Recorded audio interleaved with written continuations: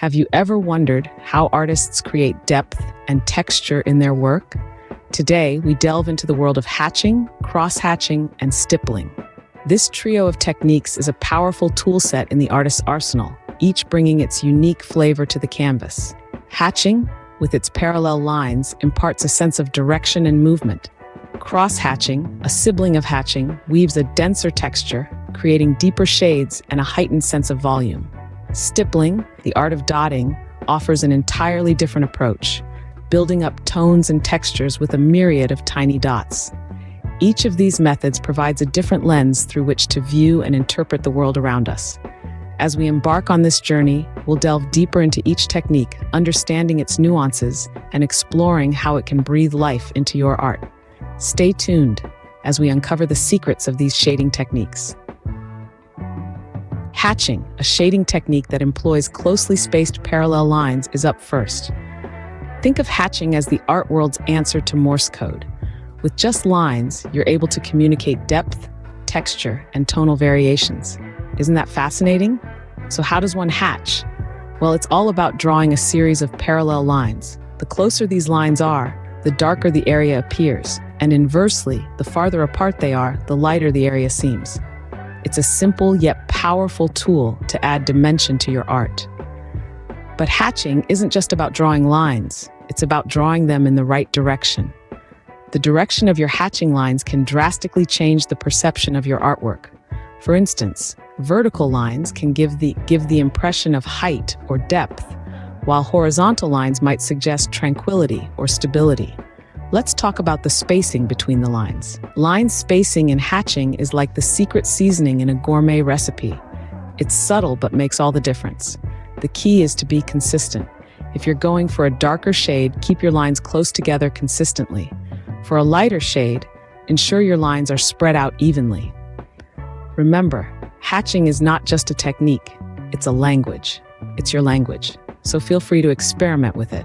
Play around with line lengths, angles, and spacing until you find a style that resonates with you. It's also worth noting that hatching is a forgiving technique. If you mess up, you can always add more lines to balance out the shading. So don't be afraid to make mistakes. They're just stepping stones to your masterpiece.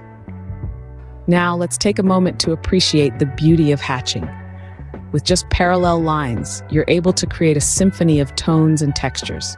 You're able to breathe life into a flat surface. You're able to tell a story, your story. And with that, the curtain falls on our hatching act. We hope you're as excited to try this out as we are to see your creations. With the right touch, hatching can bring depth and texture to your art. Next, we explore cross-hatching, a technique that builds on hatching by using intersecting lines. Cross-hatching, as its name suggests, involves drawing a series of parallel lines and then drawing another series that crosses over them, forming a mesh-like pattern. This is a powerful technique that you can use to create a sense of depth and texture in your artwork. Think of cross-hatching as the big sibling of hatching. It's the same concept, but with an added layer of complexity. The beauty of cross-hatching lies in its versatility. With just lines, you can create a range of tones and textures, from the smoothness of skin to the roughness of bark. It's all about the angle, intersection, and density of the lines. Let's talk about angles. The angle at which you cross your lines can dramatically affect the mood and texture of your work.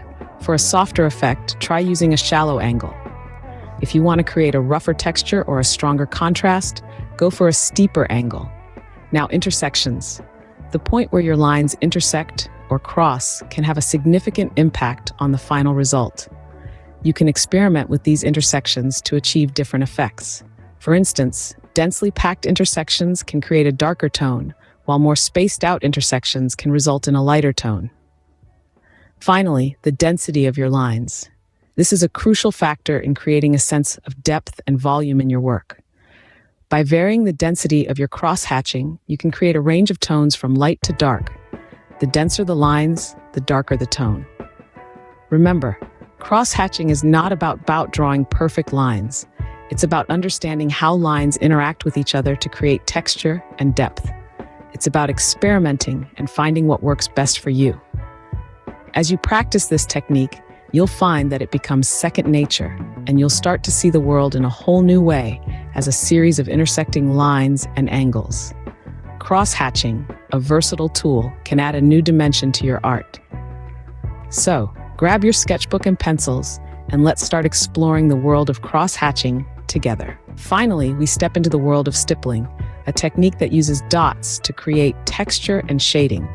Stippling, often considered the pinnacle of patience and precision, can truly elevate your artwork to new heights.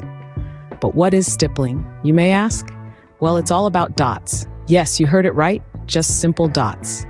Stippling is a method of drawing where you use small dots to build up areas of light and dark, creating a sense of depth and texture. It's like painting with points, each dot acting as a tiny beacon of tone and detail. Picture a night sky filled with twinkling stars, each one contributing to the grand celestial tapestry. That's stippling for you. Now, the beauty of stippling lies in its simplicity. You don't need a fancy toolkit. A pen or a marker will do just fine. But remember, the devil is in the details, and in stippling, the details are in the dots. Controlling the density and distribution of these dots is key to achieving different shades and textures. Imagine a gradient scale, where one end is pure white, devoid of any dots, and the other end is pitch black, packed with dots. The transition from light to dark is achieved by gradually increasing the density of the dots. Sounds simple, right? But don't be fooled. Stippling demands patience and precision, as each dot plays a vital role in the overall picture. But don't let this intimidate you. Like any other skill, mastering stippling takes practice. Start with simple shapes like a circle or a square, and gradually move on to more complex forms. Experiment with different dot densities, play around with the distribution, and don't be afraid to make mistakes. That's how we learn, after all. Stippling, a technique of patience, can transform your art into a masterpiece. It's a journey of 1,000 dots, each one a stepping stone towards artistic brilliance. So why not give it a try? Unleash your creativity, dot by dot, and see where the world of stippling takes you. Now that you're familiar with hatching, cross-hatching, and stippling, it's time for an assignment. This is your chance to put into action what you've learned, to flex those artistic muscles and create something truly unique. Your assignment, should you choose to accept it, involves using all three techniques in a single piece. Start with a simple object, perhaps a fruit or a household item. Use hatching to establish the base tones and textures. Then, introduce cross-hatching to create depth and dimension. Finally, employ stippling to add that fine detail and subtle variation that brings your artwork to life. This is not just an exercise in technique, but also in observation and interpretation.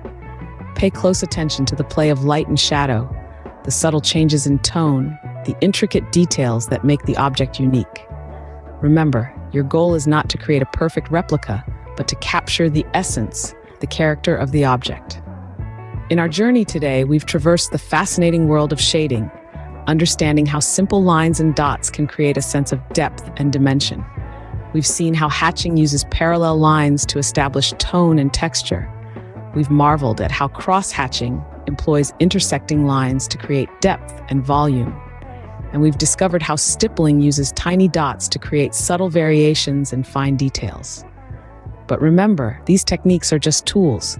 The real magic lies in how you use them, in your unique interpretation and expression. So don't be afraid to experiment, to make mistakes, to learn and grow, because that's what art is all about. And as you embark on this assignment, remember to have fun, because at the end of the day, art is not just about technique or skill, but about joy, about expressing yourself, about seeing the world in a new and exciting way. Remember, practice makes perfect, so grab your tools and start shading. We've had a productive session exploring the art of shading. Remember, the key to mastering hatching, cross-hatching, and stippling is practice. Try out these techniques in your own work and see the difference they can make. Share your creations with us. It's always exciting to see how these methods can be interpreted and applied in new ways. Don't underestimate the power of practice in your artistic journey. Don't forget to subscribe to our channel for more insightful art lessons. Until next time, keep creating.